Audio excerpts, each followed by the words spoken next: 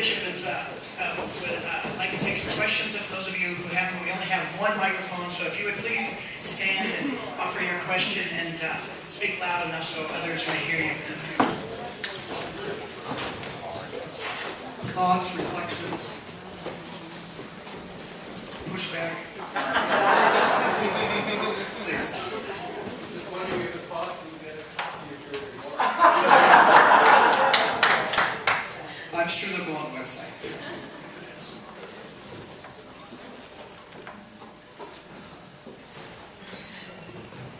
Please. Bishop, if you had the opportunity to be in a room with, I guess, using Arizona as an example, our state legislators, without microphones, without video cameras, what would you tell them? I think my job would be first to listen to their fears.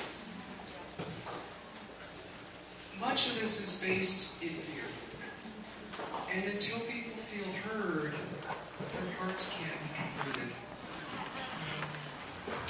I don't think we change the situation without listening to what people are afraid of. And then helping them befriend their own fear and get over it. I'm very serious. Let me raise another controversial issue. Look at how quickly attitudes in this nation have changed toward gay and lesbian people in the last decade. That has happened because most Americans have recognized finally that their neighbors and their family members are often gay or lesbian. They've begun to see the human face of somebody who represented the other to them. I think the fear of legislators is confronted and healed by beginning to engage those fears on more.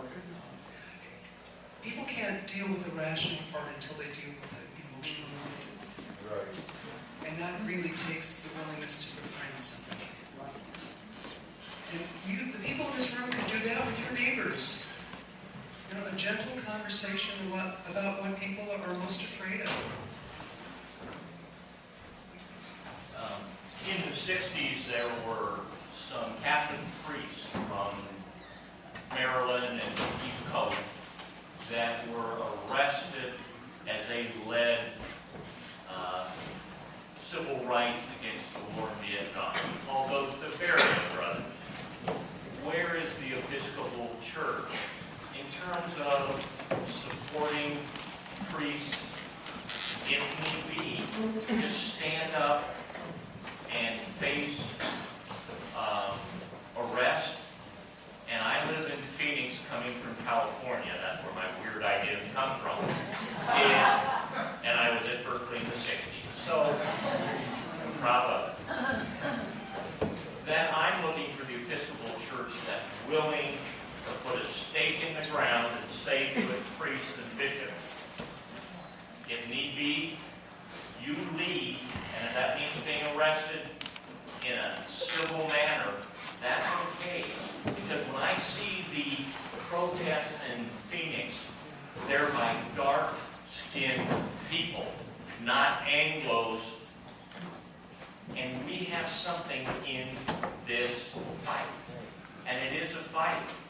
And it's the biggest issue I will have in the last 30 years of my life, as it was in the 15, 20 years as I was in college with Vietnam. So I'm saying to the church, and most of my church out in Sun City covers up when I stand,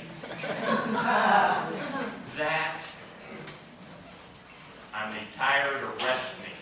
What do we need to do to have the discourse, not my way or the highway? We start with listening and finding, as somebody said in this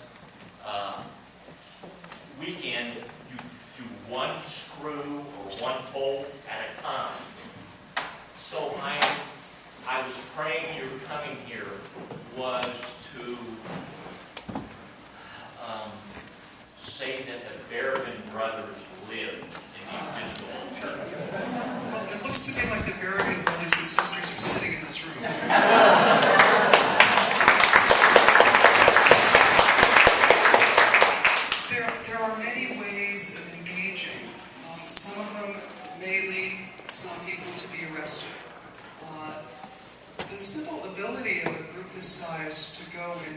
in solidarity with others who are protesting, you don't have to be arrested to do that.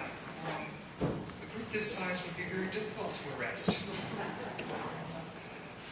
Your willingness to engage with your neighbors who think they know what's coming. You might invite a neighbor from your community to come here next year, or to go and stand in Phoenix the next time there's a demonstration. There are many, many different ways to engage, and it's the willingness to engage, to begin to cross that border ourselves that really ultimately has the impact. Yes. I'm talking about some of the other states that are experiencing the same types of problems in their stances for border solutions, though they're not next to a border, this border, they're next to another kind of border. I'm thinking of Kansas, Alabama, Wisconsin. All the states are experiencing the same type of challenge when it comes to border solutions, when it comes to owning our own migrant status. And when somebody asks the question of what would you say the Arizona legislatures, I would say, what do we say to our Congress in Washington, D.C., who seem very close, very divided, and I think that's the struggle we deal with. To be American brothers, to be people who own our own convictions, and I agree, sometimes that doesn't mean a risk, but sometimes it does. I know I crossed the line when I wanted the closing of the school of communities because of the non-violent approaches that we in the United States take.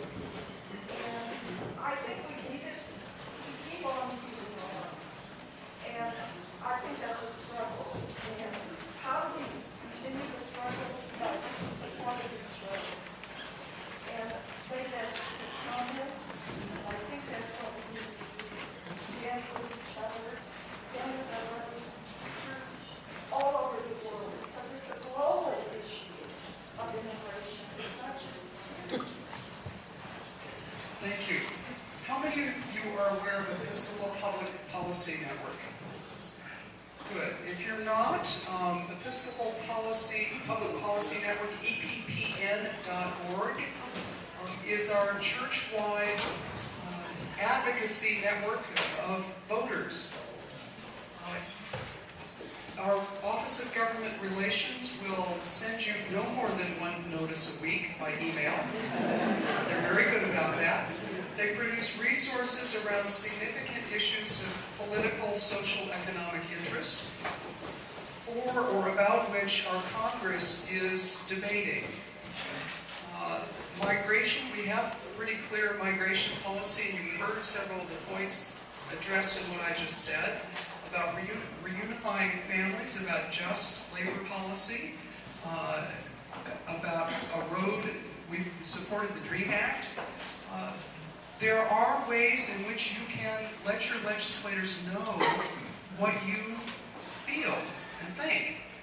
And when many constituents say the same thing, eventually they do begin to listen. It's a significant way in which you can have a major effect.